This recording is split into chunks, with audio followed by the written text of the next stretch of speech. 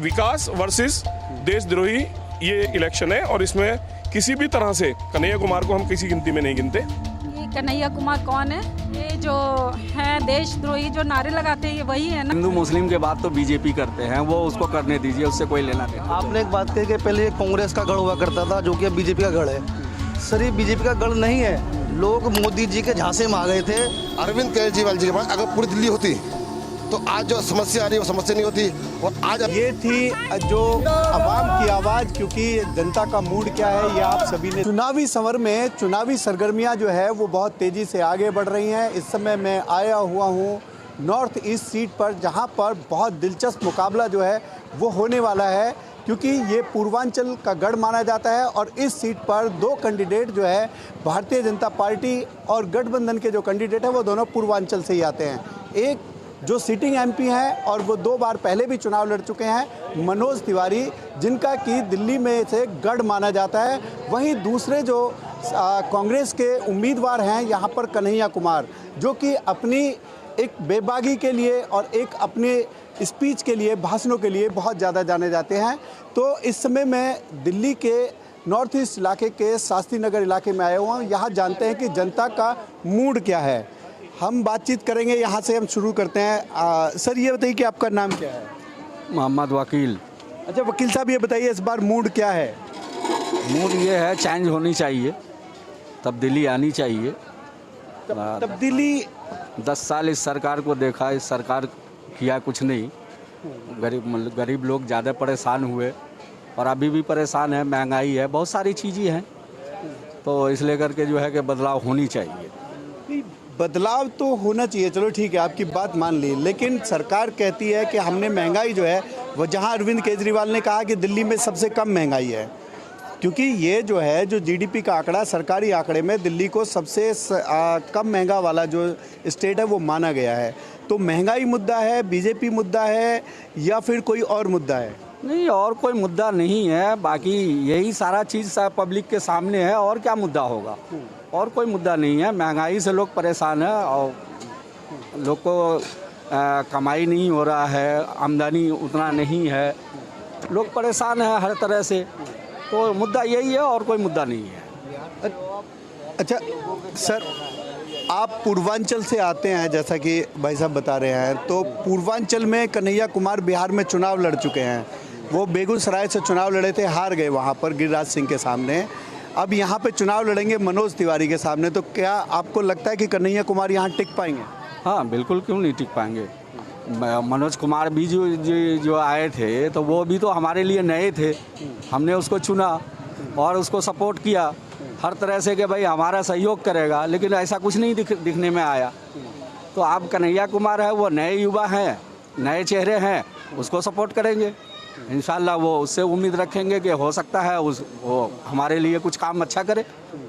तो हमारे तो उम्मीद यही है कि भाई हमने तो यही सोच रखा है कि भाई नए चेहरे को चुनेंगे, नए युवा नेता हैं, हमारे लिए अच्छा काम करेंगे। बिल्कुल। सर ये बताइए आपका नाम क्या है? मान मोहम्मद। अच्छा मान मोहम्मद जी, ये बताओ कि इस बार जो कैंडिडेट है, पहले यहाँ कांग्रेस का कैंडिडेट था और उसके बाद में अब जो है कांग्रेस का समर्थित जो है वो कैंडिडेट जो है वो आया हुआ है कन्हैया कुमार। तो आपको क्या लगता है कन्हैया कुमार को यहाँ दिल्ली में पसंद किया जाएगा इस सीट? बिल्कुल पसंद किया जाएगा। कन्हैया कुमार इस इलाके के लिए जो है ना बहुत युवा चेहरा है और यहाँ पे 10 साल से आपके मनोज तिवारी हैं, उन्होंने इस क्षेत्र के विकास के लिए कोई काम नहीं किया है। और हम कन्हैया कुमार से ये उम्मीद करेंगे कि हमारे क्षेत्र के विकास के लिए वो बहुत अच्छा काम करे और यहाँ की जनता जो ज़्यादातर कन्हैया कुमार को ही सपोर्ट करेगी, क्योंकि एक तो वो इंडिया गठबंधन का चेहरा भी हैं और एक युवा नेता हैं। और कन्हैया कुमार के आने से ये सीट जो हमारी उत्तरी पूर्वी दिल्ली की जो सीट है वो एक हॉट सीट बन गई है। नहीं, हॉट सीट तो बन गई क्योंकि दोनों फायर ब्रांड नेता हैं। मनोज तिवारी भी कम नहीं है, वो भी अपने वक्तव्य के लिए जाने जाते हैं, कन्हैया कुमार भी है। लेकिन जिस तरीके से कांग्रेस का ये पहले गढ़ था, उसके बाद फिर भाजपा के पास चला गया और उसके बाद अब फिर गठबंधन का उम्मीदवार है, तो जो कांग्रेस का ट्रेडिशनल वोटर था वो खिसक गया था। तो क्या वो वापस कन्हैया कुमार के नाम पे या गठबंधन के नाम पे आ पाएगा? नहीं, ऐसा था, यहाँ पे जो है आम आदमी पार्टी आ गई थी तो कांग्रेस का जो वोट जो था ना वो 2 जगह बट गया था। अब इस गठबंधन के जो प्रत्याशी कन्हैया कुमार जो आए हैं, तो आम आदमी पार्टी का भी वोट मिलेगा और कांग्रेस का जो वोट है वो भी मिलेगा, और भी जो इंडिया गठबंधन में जो भी सारी पार्टियां, उन सारा वोट जो है ना कन्हैया कुमार को मिलेगा। आपका नाम सर? मेरा नाम हाजी तैमूर खान है। अच्छा हाजी जी, आप ये बताओ कि जिस तरीके से कन्हैया कुमार पर आरोप लगते रहते हैं कि टुकड़े टुकड़े गैंग के हैं, जेल भी गए, इसमें अभी जमानत पर है और बीजेपी से मुद्दा बनाएगी, तो आप इसे किस नज़रिए से देखते हैं? मैं ये कहना चाहूँगा कन्हैया कुमार बहुत साफ छवि के नेता हैं, और ये तो अपोजिट पार्टी हर कोई आरोप लगाती है, उस आरोप से कोई वो इतना फ़र्क नहीं पड़ता। ये ज़रूर कहूँगा कन्हैया जैसा योग्य नेता इस क्षेत्र में आया तो ये हमारे लिए खुशनसीबी है कि ऐसा योग्य नेता हमारे क्षेत्र में हमारे बीच में लड़ रहा है। और जैसा कि सभी जानते हैं मनोज तिवारी जी के बारे में, 2019 में सबने देख लिया किस तरीके गरीबों की मजाक उड़ाई उन्होंने, और लॉकडाउन में इतनी गरीबों की वो आज सबक सिखाने का, यहाँ के लोगों को सबक सिखाने का मौका आया है कि इनको सबक सिखाएं। गरीबों की जैसी इन्होंने लॉकडाउन में मजाक उड़ाया और इस तरीके की, और सबकी जो पता है पूर्वांचल के दोनों ही नेता हैं, लेकिन पूर्वांचल में ये ज़रूर कहूँगा कि पूर्वांचल का वोट इस बार कन्हैया कुमार के लिए है, क्योंकि योग्य उनसे योग्य हैं, उनसे काबिल हैं मनोज तिवारी जी से। अच्छा सर, आप बताइए जनाब, इस बार चुनाव में मुद्दे क्या रहेंगे आपके? मुद्दे पब्लिक के वही रहेंगे बेसिकली, जो आजकल आपने सुने भी होंगे, काम को लेकर के, रोजगार को लेकर के, वही मेन मुद्दे हैं। बीजेपी के पास इसका कोई तोड़ नहीं है। बीजेपी के पास पहले भी वही मुद्दा था धर्म को लेकर के, और अब भी वही है। आपने मोदी जी की रैली सुनी होगी। अब कन्हैया कुमार जी को लेकर क्या कर रहा है वो, टुकड़ा टुकड़ा गैंग, जिस कन्हैया जी को टुकड़ा टुकड़ा गैंग का कह रहा है, उसी कन्हैया जी के साथ एक लेडीज थी, शैला जी नाम है शायद उनका, वो उनकी गैंग में चली गई। तो वो टुकड़ा टुकड़ा गैंग की नहीं है, वो किस गैंग की है? उनको लेते मैंने दिखाई नहीं दिया। मतलब जो उनके साथ है वो ठीक है, जो उनके खिलाफ है वो गलत है। अगर जो इस चीज़ को देखा जाए तो जितने भी आपने देखा अभी जो चल रहा है, जितने भी भ्रष्ट नेता थे, इनके पास जाते हैं वॉशिंग मशीन में साफ हो जाते हैं, इनके खिलाफ होते हैं वो गद्दार है, एक टुकड़े गैंग लगाए थे। तो बीजेपी का शुरू से वही मुद्दा रहा है, आज भी उनका वही मुद्दा है। लोगों में फूट डालो, अंग्रेज वाला मामला, फूट डालो, शासन करो, धर्म के नाम पे ले लो, किसी भी नाम पे, रोजी को लेकर, कारोबार को लेकर के, शिक्षा को लेकर के, स्वास्थ्य को कोई भी बात नहीं करता ये। अब मनोज तिवारी जी की भी मैंने स्पीच देखी थी, उन्होंने ये कहा टुकड़े टुकड़े गैंग। अरे विकास की बात करो ना यार, काम की बात करो, क्यों नहीं करते? आप दिल्ली वालों क्या देना चाहते हो? 10 साल आपने दिल्ली में राज कर लिया, आप हेडिंग वाले चक्कर में बैठे हो, 400 पार कर रहे हो, आप किस पे कर रहे हो? लेकिन ये तो बोलते हैं कि जो दिल्ली की समस्या है, जो दिल्ली का डेवलपमेंट है, वो अरविंद केजरीवाल के पास है। ये इस बारे में अरविंद केजरीवाल को सोचना पड़ेगा, उसमें इनका क्या लेने देना? सर अरविंद केजरीवाल जी के ऊपर उन्हें लगाम लगा रखी है एलजी की। अरविंद केजरीवाल जी जो भी काम करना चाहते एलजी को पीछे डाल देते हैं, एलजी को लेकर के इस काम को रोक दिया जाता है। ये आपको अच्छी तरह मालूम है। अरविंद केजरीवाल जी के पास अगर पूरी दिल्ली होती तो आज जो समस्या आ रही है वो समस्या नहीं होती। और आज अरविंद केजरीवाल जी को जो जेल डाला इन्होंने, क्यों डाला इन्होंने? चुनाव को लेकर के, शराब घोटाले को लेकर के। जिस शराब घोटाले के नाम पे अरविंद केजरीवाल को जेल भेजा है, उससे पैसे लेते हैं ये। क्यों लेते हो जी आप पैसे? उससे आप फंडिंग कर रहे हो, डरा रहे, धमका रहे हो, ईडी भेज रहे हो उसके यहाँ पे। तो ये बीजेपी का पुराना हथकंडा है, सामने वाले को डराना है, अपनी तरफ लाना है। जो आ जाए ठीक है, ना आए तो उसके खिलाफ उल्टी सीधे बयानबाजी करना है। आप बताइए साहब, आपका नाम? मेरा नाम हुसैन, आशूर हुसैन। आशु जी, ये बताओ कि क्या मुद्दा रहेगा इस बार चुनाव में? चुनाव में इस बार मुद्दा कन्हैया लाल को देखते हुए बहुत स्ट्रांग हो चुका है, क्योंकि पब्लिक जो चीज़ चाह रही थी वो चीज़ उनके सामने आ गई है, और वो बहुत जागरूक है कि अब बदलाव बहुत ज़रूरी है, बहुत ज़रूरी है बदलाव। आपको कहीं ऐसा नहीं लगता कि अगर कन्हैया कुमार के अलावा जिस तरीके से लवली का नाम आ रहा था, या कांग्रेस में और बहुत बड़े यहाँ पर कई चेहरे थे, उनको अगर यहाँ पे रखते तो इसका फ़ायदा होता, या कन्हैया कुमार से ये जो गठबंधन है वो फ़ायदा उठा लेगा? असल में क्या है कि दोनों एक क्षेत्र से आते हैं, शायद इस वजह से कुछ वोट कन्हैया कुमार को भी एक्स्ट्रा पड़े, क्योंकि इस वजह से ही, क्योंकि यहाँ पर पूर्वांचल के लोगों को बहुत ज़्यादा यहाँ पर लोग हैं, ज़्यादा ही हैं यहाँ पे। तो बिहार में लोग पसंद करते हैं कन्हैया को? जी करते हैं, लेकिन कुछ वजह होती हैं जिसकी वजह से एकदम से कोई इतनी जल्दी राजनीति में ऊपर नहीं आता, थोड़ा समय लगता है इन चीज़ों को। तो मानना है कि कन्हैया बड़ा नेता हो गया है? जी, अभी इस वक्त मौजूदा हालात में देखते हुए वो वाकई में कम से कम मनोज तिवारी के मुकाबले में तो बड़ा नेता बन चुका है। क्योंकि बताइए क्या कह रहे थे? कन्हैया कुमार जी को जो आप कह रहे हैं पसंद करेंगे नहीं करेंगे बिहार के लोग, कन्हैया कुमार जी ने पहला चुनाव लड़ा, 1 लाख से ज़्यादा वोट पाए, तो इसका मतलब क्या है? लोग पसंद करते हैं। लोगों ने पसंद जब तो वोट दिया, वो बात अलग है, वो हार गए। गिरिराज सिंह के आगे वो हार गए। पहली बात तो इतनी बड़ी पार्टी नहीं थी कन्हैया कुमार जी की, छोटी पार्टी थी और 1 लाख आदमी पसंद कर लीजिए, कमजोर थोड़ी है वो। और आज कहते हैं कन्हैया कुमार को लेकर के कि जी कन्हैया कुमार टुकड़े टुकड़े गैंग, तो ये बताइए उनको टुकड़े टुकड़े गैंग कहते हैं और कहते हैं कि बिहार के लोग उन्होंने वो क्या कहते हैं इसको बदनाम करा टुकड़े। ये बताइए तुमने क्या करा? पूर्वांचल महिलाओं को रिमोट से लिंग उठा रहे हो, जो तुम रिमोट से लिंग उठा रहे हो औरतों का सम्मान कर रहे हो, अच्छी बात है ये? एक सांसद होकर के इस तरह बातें करने का टुकड़े टुकड़े गैंग का, ये अच्छी बात नहीं है। बिल्कुल। आप बताइए सर, क्या आपके क्या विचार है कन्हैया को लेकर? कन्हैया कुमार एक बहुत ही सुलझे हुए इंसान हैं, पढ़े लिखे हैं, एजुकेटेड हैं और हमारे देश को ऐसे ही नेता की ज़रूरत है। उन्हें बिहार क्या पूरा हिंदुस्तान पसंद करता है। लेकिन कन्हैया कुमार को जो उनकी स्पीच है, उस स्पीच के हिसाब से उनको भी वही उसी श्रेणी में नापा जाता है कि वो भी उसी स्पीच का हिस्सा है। जो दूसरे लोग बोलते हैं वो ये भी बोलते हैं।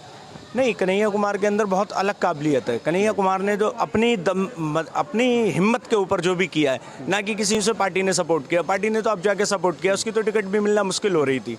जाके उन्होंने अपना दम दिखाया और अवाम उसे पसंद करती है और ऊपर वाले चाहे इंशाल्लाह वो ज़रूर जीतेंगे।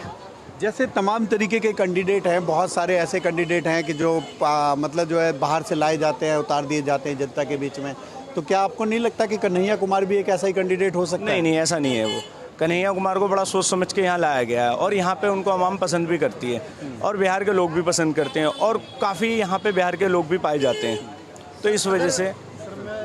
हाँ बोलो। आपने एक बात, क्या नाम है? इकरामुल हक नाम है मेरा। आपने एक बात कही कि पहले ये कांग्रेस का गढ़ हुआ करता था, जो कि अब बीजेपी का गढ़ है। सर ये बीजेपी का गढ़ नहीं है। लोग मोदी जी के झांसे में आ गए थे। 2 करोड़ नौकरियों की बात की थी उन्होंने, 15 लाख की वो बात कही थी। अब बात रही कन्हैया कुमार की उतारने की, बाहर के नेता वो उनको कांग्रेस ने उतारा नहीं है। यहाँ के लोगों ने मांग करी उनके लिए कि आप कन्हैया कुमार को यहाँ भेजें, नहीं तो उनके लिए और भी सीटें थी बीजेपी बिहार के अंदर। यहाँ के लोगों ने चक्कर लगाए दफ्तर के जा जाके कि सर आप कन्हैया कुमार को यहाँ उतारें, वही है जो उनको टक्कर दे पाएंगे मनोज तिवारी जी को। मनोज तिवारी से अगर ये पूछ लो आपने 10 साल के कार्यकाल में क्या करा, तो वो कुछ नहीं बता पाएंगे। वो सिर्फ ये कहेंगे मैं मोदी जी की नीतियों को आगे बढ़ा रहा हूँ। कैसी नीति? उनको पता ही नहीं कुछ। कैसी नीति के बारे में पूछोगे तो नीति मोदी जी की नीति आगे बढ़ा रहा हूँ। कौन सी नीति आगे बढ़ा रहा हूँ ये तो बताओ आप। 10 साल उनको हो गया, 10 साल में 10 बार इस शास्त्री पार्क के एरिया में छोड़ो, इस लोकसभा के क्षेत्र में 10 बार नहीं आएंगे।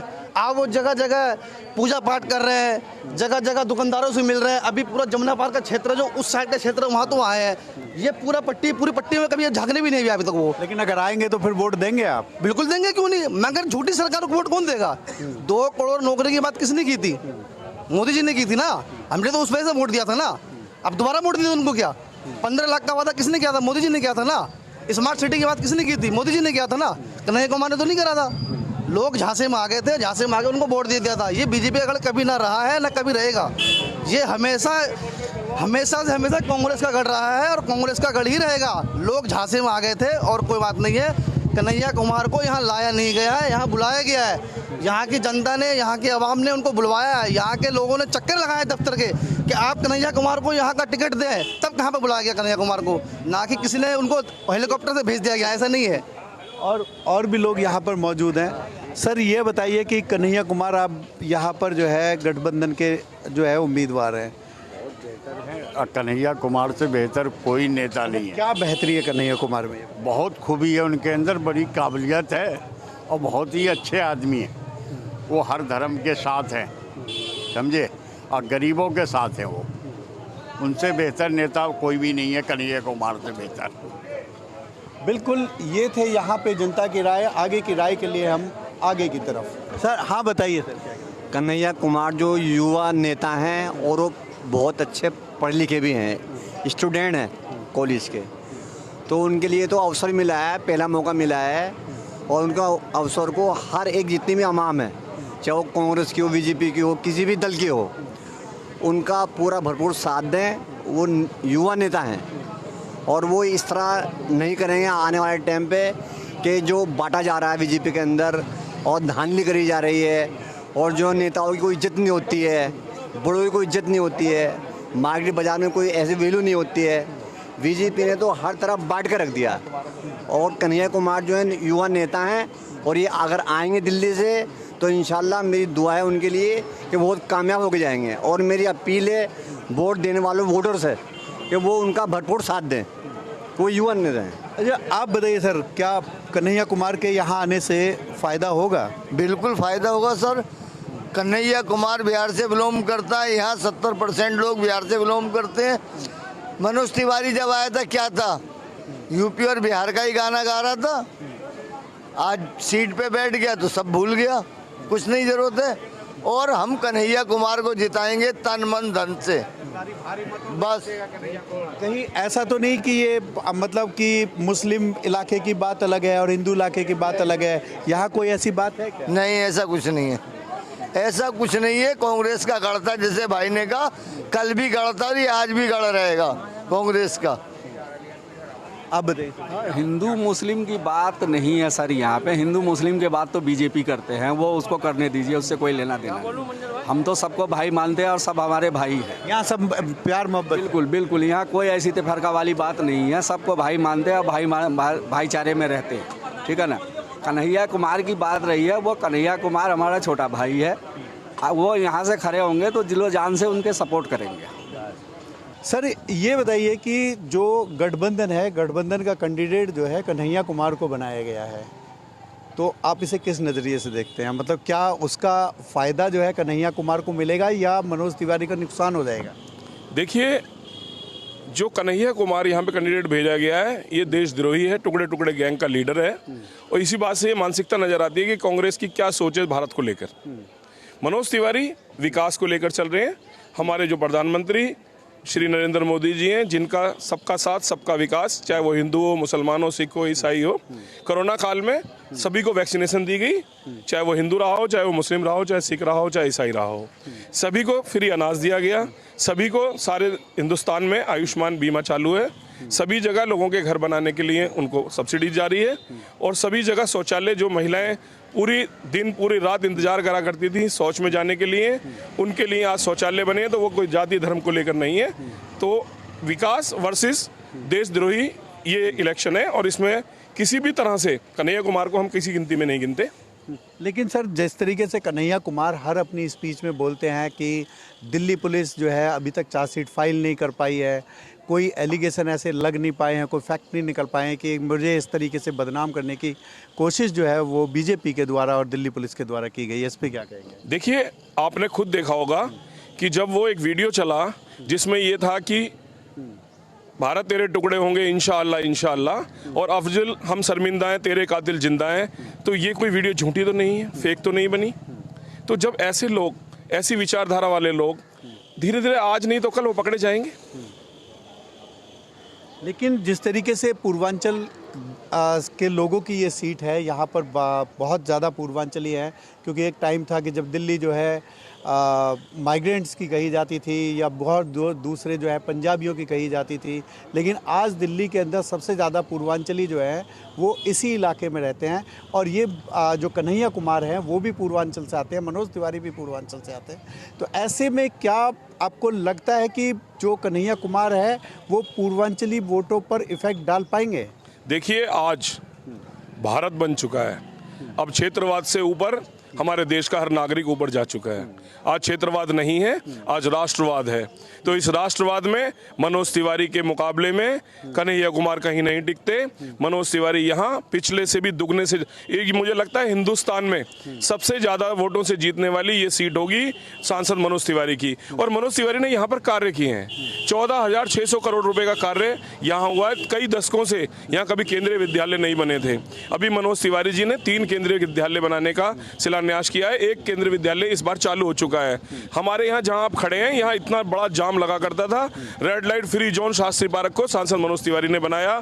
इस जमुना पार में जहाँ ढंग से बसें नहीं चलती थी, वहाँ मेट्रो को लाने वाले सांसद मनोज तिवारी हैं। एलिवेटेड रोड जहाँ घंटों में हम सहारनपुर जाया करते थे, आज वो एलिवेटेड रोड बन के तैयार हो रहा है और हम मिनटों में उस यात्रा को पूरा करेंगे। तो ये सिग्नेचर विलेज जो जमुना पे चालू है, ये कई दशकों से कांग्रेस के टाइम में बनने को रुका पड़ा था। सांसद मनोज तिवारी जी ने अपने अथक प्रयासों से उस सिग्नेचर ब्रिज को चालू किया। तो ऐसे ऐसे कार्य करने, सिग्नेचर ब्रिज तो कांग्रेस की प्लानिंग, देखिए उन्होंने उसका शिलान्यास किया, लेकिन उसका जब वो समय इतना बढ़ गया तो उसका बजट इतना ज्यादा हो गया कि वो बन नहीं रहा था, वो अधर में लटका हुआ था, जिसको सांसद मनोज तिवारी जी ने केंद्र में जाकर अपना बजट बढ़वाकर उस केंद्रीय उस सिग्नेचर ब्रिज को चालू कराया। ठीक है मैडम, आपका नाम क्या है? सीमा शर्मा। अच्छा सीमा जी, ये बताइए कि जिस तरीके से जो मनोज तिवारी के वर्सेस कन्हैया कुमार अब पूर्वांचल वोटों पे यहाँ पे हो गया है आपकी कॉन्स्टिट्यूंसी में, इससे आप क्या फ़र्क पड़ेगा? ये कन्हैया कुमार कौन है? ये जो है देशद्रोही जो नारे लगाते हैं, ये वही है ना? जो देश को बांटने का काम करते हैं वही है ना? जो सेना के ऊपर उंगली उठाते हैं ये वही है ना? ये सिर्फ घूमने के लिए यहाँ आए हुए हैं 40 दिन के, और ये घूम के अपने वापस चले जाएंगे। जिस गति से आए हैं उससे तीव्र गति से लोग एंटरटेन नहीं करेंगे। ये बिल्कुल नहीं करेंगे, क्योंकि देश की जनता, हमारे क्षेत्र की जनता इन सब पहचान चुकी है, कांग्रेस को पहचान चुकी है। कांग्रेस की मानसिकता ही यही है, देशद्रोही मानसिकता है इनकी। और मनोज तिवारी के आगे कोई टिकने वाला नहीं है। 10 साल से उन्होंने जो काम किए हैं, देश की जनता को पता है, क्षेत्र की जनता को पता है कि जो जो काम हुए हैं, दिन रात वो 24 घंटे हर सुख दुख में क्षेत्र की जनता के साथ रहते हैं वो। यही वजह है कि बाकी सारी सीटों पे कैंडिडेट रिप्लेस हो गए और मनोज तिवारी रिप्लेस नहीं हुए? जी, हमारे प्रधानमंत्री जी ने उनको टिकट देके हम लोगों पे एहसान किया है कि जो कि तीसरी बार उनको कैंडिडेट यहाँ से बनाया है, सांसद मनोज तिवारी जी को, और वो अब इस बार 5 लाख से ज़्यादा वोटों से जीत कर यहाँ से जाएंगे।